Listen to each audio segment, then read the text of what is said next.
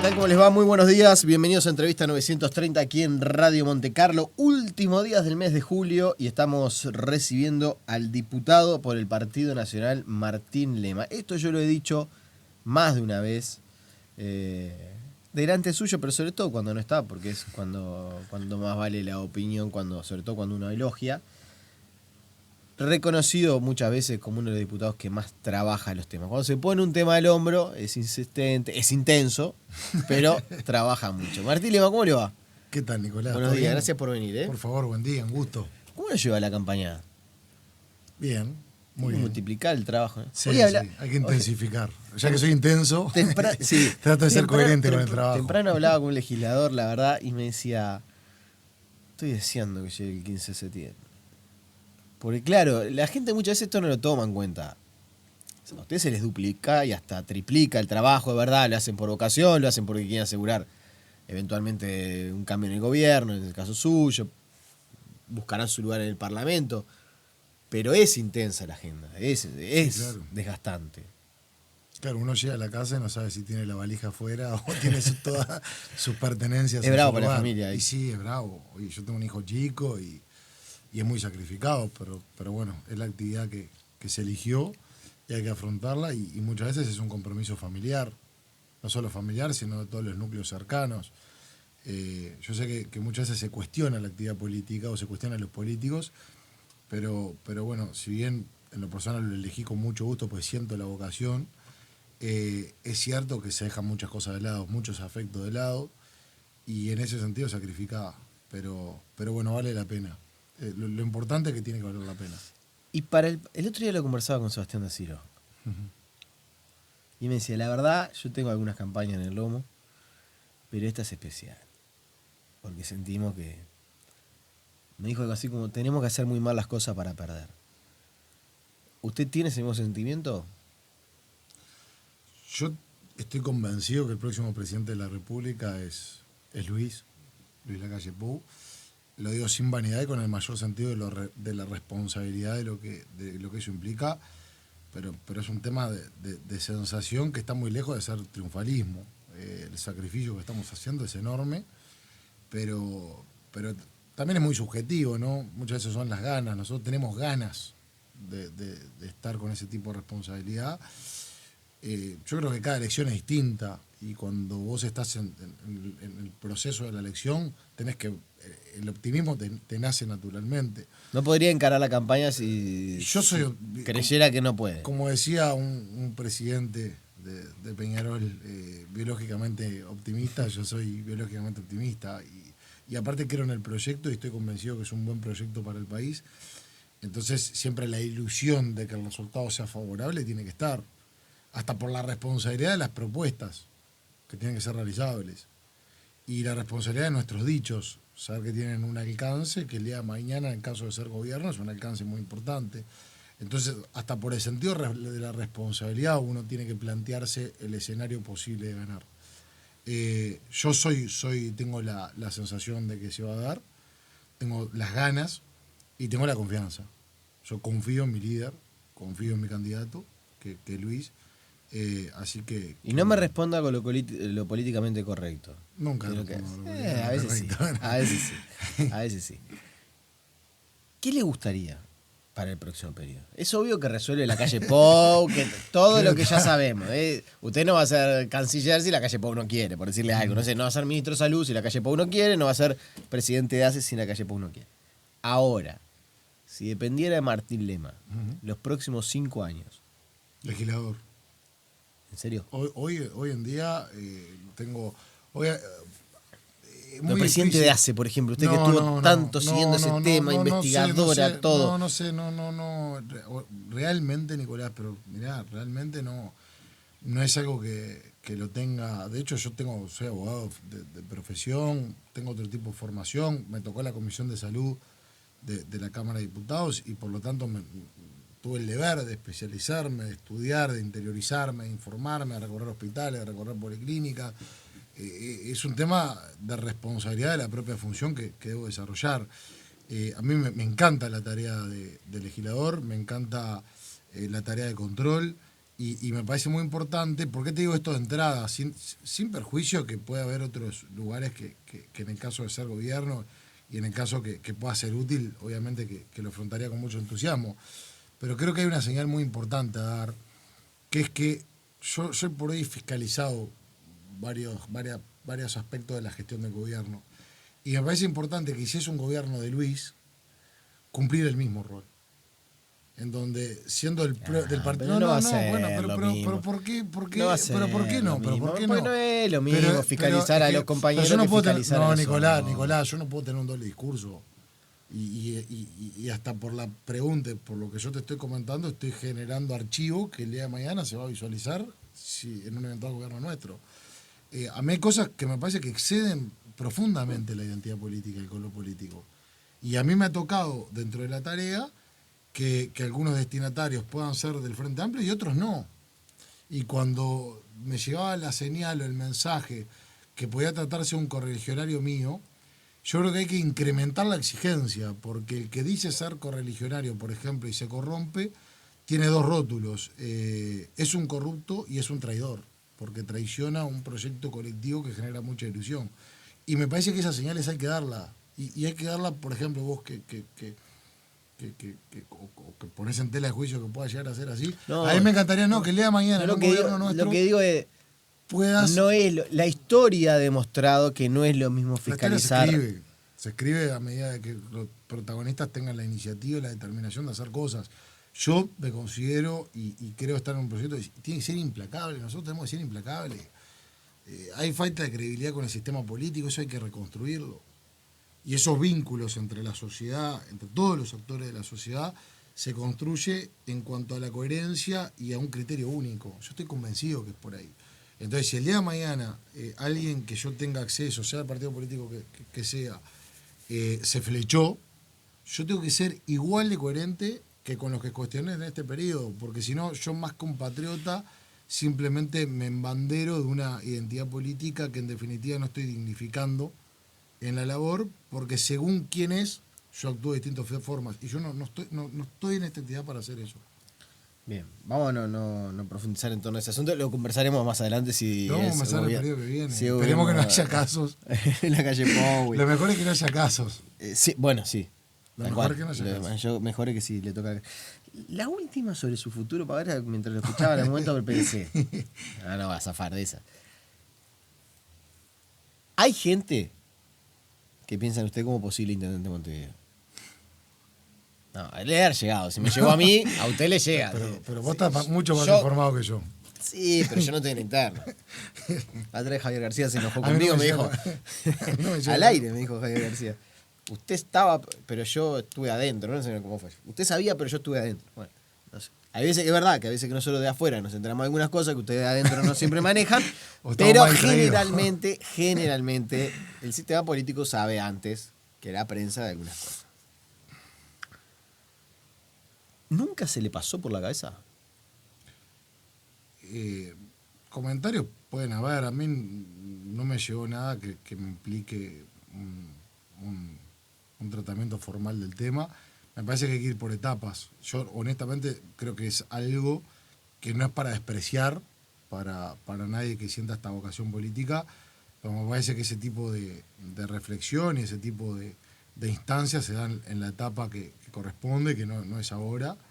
Por lo tanto, en realidad ni es algo que me genera una seducción de decirte, sí, apunto a eso, pero tampoco es algo que uno pueda llegar a descartar si le gusta la gestión y si siente la vocación. Por lo tanto, eso yo creo que naturalmente, en ciertos momentos y con ciertos contextos, se analizará y se ve.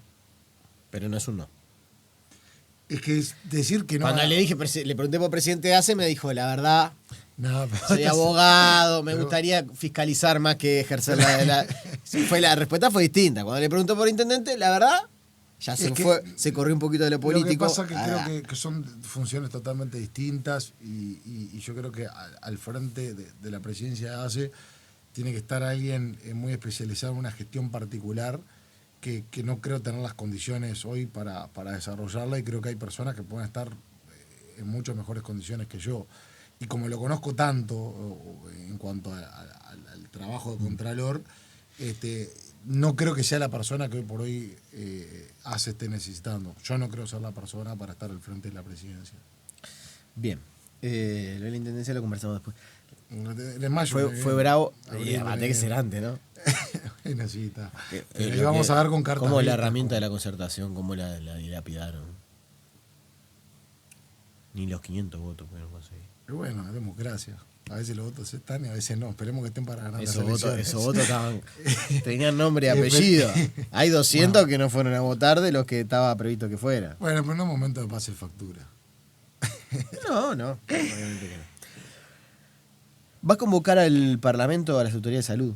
Sí, el ministro de Salud. En realidad ya está convocado por el corralito mutual, por la nueva apertura del corralito mutual, que yo entiendo que deben haber intereses que están afectando la decisión de las autoridades. Si no nos explica la permanente contradicción e improvisación que hay por parte de las autoridades de la salud. Eso ya es una convocatoria que está en proceso y a esa convocatoria le vamos a anexar la saturación en las puertas de emergencia, que no es un tema nuevo. Eso yo decir, no es algo que pasa relativamente. Es más, uno tiene la impresión, no sé si es la certeza, pero la impresión que hasta hubo temporadas peores en cuanto a las demoras. Es verdad que cuando uno dice, bueno, si sos vos el que está con una ambulancia 22 horas para ingresar a una puerta de emergencia, te quiero ver, que me diga que hace 3 años era peor. Yo creo que son temas de fondo. Son temas de fondo. No pasa por si uno no puede reaccionar ante una situación puntual. Hay temas que los tenemos que ver más en términos globales. El razonamiento que yo hago yo es mucho más práctico. Por un lado, vamos a hacer 12 años de la implementación del Sistema Nacional Integrado de Salud, que si bien es un eslogan, van a ser 12 años de esa reforma. A 12 años que pasen estas cosas, en donde haya móviles que en realidad no cumplan su función porque estén atorados en la saturación de las puertas de emergencia, no tiene lógica. Y que un usuario pase horas y horas y horas para poder ser asistido como corresponde, teniendo la ambulancia que suplir lo que es la asistencia que debe tener ese usuario, tampoco tiene lógica. Y menos lógica tiene cuando desde el Ministerio de Salud Pública ven que esto pasa permanentemente y no se toman medidas. ¿Por qué digo que el Ministerio de Salud Pública sabe? Primero porque hay más que desde artículos que han trascendido, desde casos que se han presentado, desde El Ministerio de juicios Salud que se han Pública dado. también No, pero es aparte, un órgano rector, ¿no? Bueno, Debería por ser eso, el fiscalizador. Eso, exactamente. Y aparte, porque hay gente que dice, ¿y por qué convoca el Ministerio de Salud Pública con este...? No, justamente, pero aparte una cosa, si bien pueden cambiar las personas, hace 15 años que gobiernan en forma legítima y además el Frente Amplio, pero aparte, hace 2 años atrás, la subsecretaria de Salud, quien estaba en ese entonces, Cristina Lustenberg, a quien respeto mucho, salió a hacer una recorrida sorpresa por puerta de emergencia, actitud que yo valoro, yo creo que es lo que hay que hacer en muchas ocasiones, y detectó que había 4, 5, 6 horas de espera. Esto quiere decir que se tomó conocimiento. Por más que cambien las personas, el Ministerio de Salud Pública toma conocimiento. A raíz de ese conocimiento que se hace 2 años, ¿cuáles son las medidas? No puede pasar que permanentemente el Ministro de Salud Pública, cuando se conoce un problema, sale a hacer anuncios y luego con el tiempo hace nuevos anuncios, pero no soluciona los problemas, no fiscaliza. Hoy por hoy, lamentablemente, el sistema de salud cuenta con una administración que es testigo de lujo de lo que sucede. Lo ve y lo aprecia, pero no actúa. Entonces creemos que una vez más hay que reclamarle al Ministro de Salud Pública medidas concretas. Basta de dar explicaciones, basta de hacer anuncios y empezar a tomar medidas de raíz, porque si no hablamos del sistema de salud, del papel.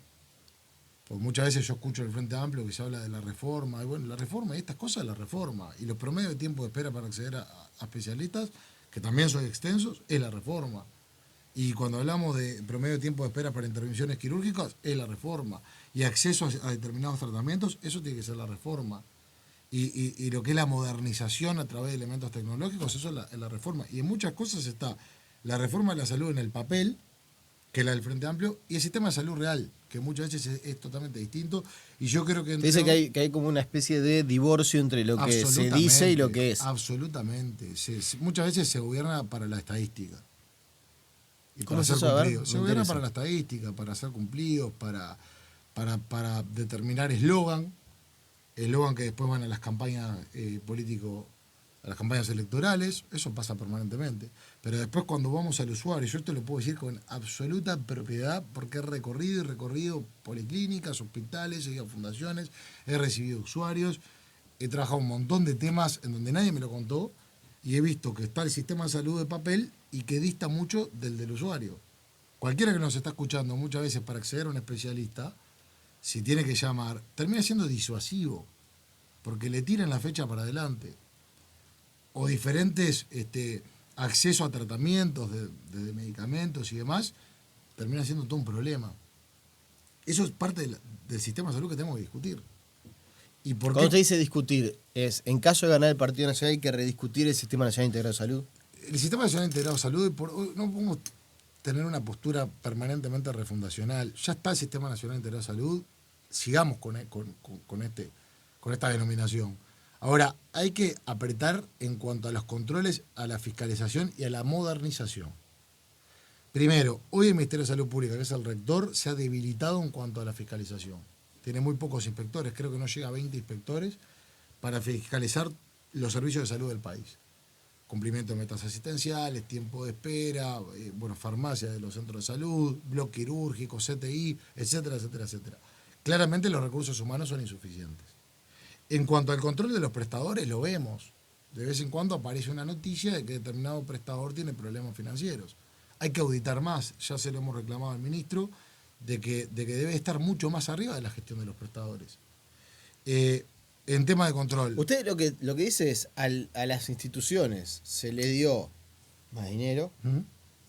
se le dio más derechos, le hace más dinero, pero no se está cumpliendo con El contrato de fiscalizar gestión. las obligaciones. Hay que fiscalizar más. Que esto no quiere decir ir hacia una casa de bruja. Hay que estar más en contacto, conocer más cerca de la realidad, ver cuáles son los principales inconvenientes que se dan en el tema asistencial, coordinar mucho más lo que sean salidas a diferentes situaciones.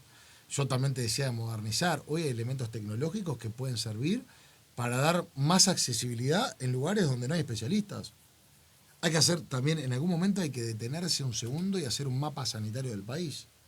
¿Dónde tenemos concentrados los especialistas? ¿Cómo hacemos para incentivar y que el reparto de los diferentes médicos y personal de la salud sea mucho más equitativo a lo largo y ancho del país? No podemos ir en la vorágine atrás de los temas. No podemos seguir, como pasa, legislando o estableciendo medidas de acuerdo a encuestas, como se dan muchas veces encuestas, que en definitiva no son datos representativos de lo que sucede. Ahí donde usted dice que hay un divorcio entre la realidad y lo que pasa realmente. Estoy convencido que sí. Entre lo que se dice o lo que Sí, las acciones de por gobierno y lo supuesto. que pasa. Hay cosas que funcionan bien, por supuesto. A mí me ha tocado ir de sorpresa a diferentes centros de salud en donde me he llevado una impresión espectacular.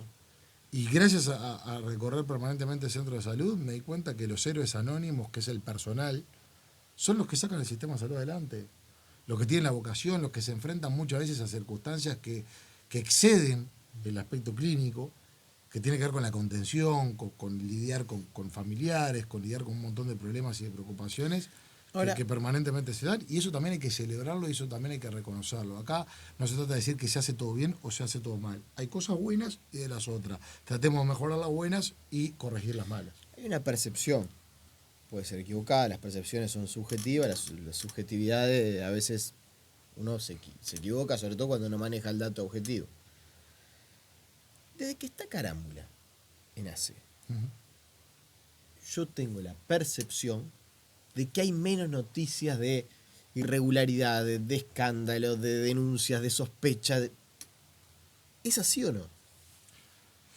Yo he tenido reuniones con el directorio y me he llevado una mejor disposición que la que había. En todo momento, cuando estaban las anteriores autoridades, yo intenté suplir de alguna forma la carencia de un representante de la oposición del directorio de ACE. Vázquez, el presidente de la República, con miedo al control en el sistema de salud, decidió cuando empezó el periodo excluir al miembro de la oposición en ACE y excluir al miembro de la oposición del BPS, que tiene que ver con todo el tema del FONASE, del sistema de salud en general. Que yo creo que es por miedo al control del Frente Amplio, porque no quiere que se esté siguiendo de cerca este tipo de gestiones. Cuando se da esa situación, yo me acuerdo hasta haber pedido por escrito una reunión con las autoridades que asumieron en aquel entonces, para intentar en el ida y vuelta fluir las propuestas, las soluciones, la relación, etcétera, etcétera.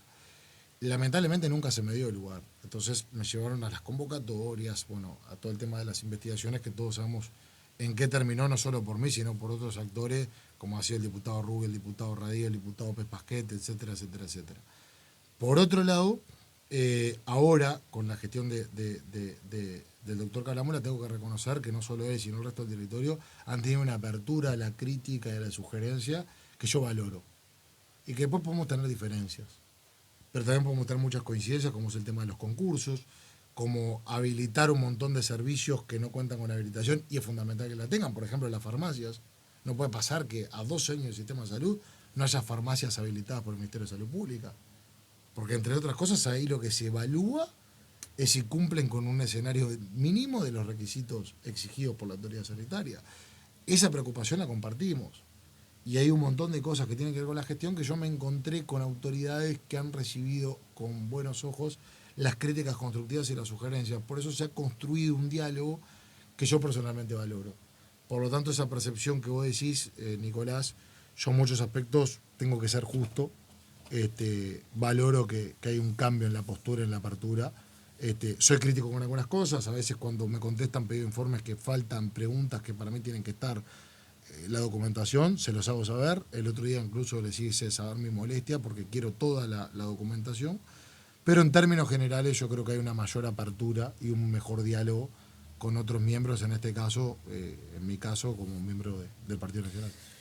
Los últimos, nos quedan 4 minutos de entrevista. En los últimos días hubo una gran polémica a nivel parlamentario, más que parlamentario interno del Partido Colorado, pero bueno, como que el posible retorno de Pedro Bordaberry a la arena política y a seguir en el Parlamento se dio en el medio de una sesión donde Bordaberry agarra y dice: la verdad va a ser un placer estar acá cuando se destapen todas las investigadoras y lo vamos a investigar y yo quiero estar acá. Y bueno. Al Mides, ¿le van a poner la lupa desde el 1 de marzo de 2020? Por supuesto que sí. Por supuesto, porque el Frente Amplio lo ha gestionado como si fuera un comité de base. Y acá, si bien en la primera línea de la administración está la ministra Arismendi, cuenta con toda la complicidad del Frente Amplio, en hechos que son absolutamente rechazables. ¿Pero usted está seguro? No, convencido. Que en el Mides hay corrupción. ¿Clientelismo? ¿Corrupción? Bueno, eso lo determina la justicia. Yo creo que sí hay casos de clientelismo, de beneficios a dedo, de privilegios a dedo, en donde aparte, y esto me hago cargo, en el Frente Amplio hay mucha cobardía en enfrentar las irregularidades, porque enseguida cuando se cuestionan las irregularidades, ponen por delante a los más vulnerables, es decir, que ponen como escudo a los más vulnerables para no explicar y no rendir cuentas por la cantidad de macanas que hacen a nivel de la gestión. Y eso yo creo que es absolutamente rechazable. Y la verdad es que el clientelismo está a la vista. Ha pasado desde concesión de pasajes y privilegios a dedo, sin que la ministra rinda cuentas a quienes se le brindan, pago de guarderías para hijos de personal que tiene que ver con las organizaciones, pero no son funcionarios del MIDES y tampoco se rinde cuentas de ello. Ha pasado que se financian, así como lo voy a decir, se financian radios que están instaladas adentro de los refugios y la financia el MIDES, en donde le da para adelante al Frente Amplio y le hace propaganda al Frente Amplio y cuestiona, por ejemplo, a Luis Lacalle Pou. Esto ha pasado y está visiblemente, hasta lo comparten en la página de Facebook. Eso que se dice, la verdad que eso es una vergüenza. Sí, es una vergüenza utilizar los recursos de todos, que en definitiva deben estar dirigidos a los más vulnerables, para hacer propaganda política barata. Y esto lo amparó la ministra Arismendi. ¿Lo sabía Arismendi? No, bueno, está a la vista. No ha salido a hacer ningún tipo de cuestionamiento, ni ha salido a realizar ningún desmentido. Entonces, con una administración que es tan clientelista, con una administración que lo primero que hacen es poner al más vulnerable, aquel que está golpeado, aquel que está necesitando, después del fracaso de las políticas sociales, porque cuando yo salí a recorrer refugios, el otro día lo hice en forma sorpresiva, entre otras cosas por los datos alarmantes que siguen creciendo las personas en situación de calle. Hubo bonanza económica, se jactan de hablar de la bonanza económica. ¿Y qué pasa con esta gente? ¿Qué pasa por el costado de la bonanza económica? Me parece que hay que aplaudirlo cuando hablan de bonanza económica. Crecen los asentamientos y que hay que aplaudirlo. Entonces, ese tipo de cosas tienen que dejarse de ponerse en la posición de víctima, autoproclamándose los voceros de los más vulnerables y de los más necesitados, y enfrentar las irregularidades. Y lo vamos a correr hasta donde haya que correr para conocer hasta el último peso como fue administrado por parte de las autoridades del MIES, entre otras cosas porque como son dineros y recursos que tienen que estar destinados a los más vulnerables, exclusivamente deberían de estar destinados a los más vulnerables. Después han hecho convenios internacionales también con amiguismo, como se hizo con el Ministerio de Salud Pública de Cuba, donde se saltearon a la Asamblea General y no contestan los pedidos de informes. Y hay un nerviosismo en el Frente Amplio cada vez que uno toca los temas de las políticas sociales. ¿Por qué ese nerviosismo? Primero por el fracaso. Usted dice que en el próximo periodo la gestión de Arismendi va a ser noticia. Yo no quiero personalizar, yo lo que quiero decir pero ha sido la es que yo lo que voy a decir es que si gana el Partido Nacional, estoy convencido que van a haber más y mejores políticas sociales. Porque entre otras cosas se van a cuidar que los recursos lleguen a los destinatarios que tienen que llegar. Eso estoy convencido. Pero aparte, vos fíjate lo que pasa a nivel de control. Se promueve una comisión investigadora, no se vota. Tengo más de 14 pedidos de informes que están vencidos sin que la ministra Arismendi me conteste. Si salgo de recorrida por los refugios para ir de primera mano a apreciar el estado de situación, se molestan. Y empiezan a patalear y se ponen nerviosos y se ponen quietos. ¿Eso por qué es? Por el fracaso. ¿Es verdad que usted quiso filmar? No. Filmar, yo no tengo el celular ni en la mano. Como fue una cosa que dijeron, se metió en un refugio de mujeres y quiso filmar. Mira, primero, como no están el listado de los refugios, cuando se va uno de ellos, no se sabe si es solo para mujeres, solo para hombres, para personas en situación de calle, etcétera, etcétera. Yo me entero por resoluciones de observaciones donde están los refugios. Eso en primer lugar. En segundo lugar, el refugio que pataleó, que es uno de los tantos que visité en esa noche, es un refugio que está contratado en forma irregular. Es una cooperativa de trabajo que no tiene certificado de regularidad. O sea, no sabemos en qué situación está, que fue contratado por contratación directa en su momento. Entonces, y también se da dentro del anonimato, porque no hubo nadie del MIES, en definitiva, que ponga la cara, ponga el nombre propio, advirtiendo algo que tenga que ver con mi recorrida sorpresiva. Y aparte, lo que tenemos que estar discutiendo es otra cosa, Nicolás. Lo que tenemos que estar discutiendo es lo que pasa a nivel de los refugios. En un refugio había 3 personas que estaban durmiendo en colchones en el piso, en el único que me dejaron entrar, en el que está instalada la radio que difunde noticias del frente y cuestiona a la calle. 3 personas en colchones. ¿Sabes cuál es el tema? Que es mucho más fácil ante el fracaso cuestionar si estoy yo o no, un legislador o no, en uno de los refugios en forma sorpresiva, que discutir las condiciones que están las personas que habitan ese refugio. Por lo tanto, es una reacción que en definitiva también termina reconociendo el fracaso en las políticas sociales. Martín Lema, le agradecemos como siempre su presencia y bueno, lo vamos a volver a convocar. ¿Cómo no? Ahora se viene la campaña, ya como siempre digo, dejan de atender el teléfono, ¿no? Bueno, pero tenés otros medios para comunicarte. No, de alguna manera nos enteramos. Quédese tranquilo que de alguna manera nos enteramos. Le agradecemos su presencia esta mañana. Bueno, cómo no, Nicolás. Que pase bien, Muchas chao, gracias.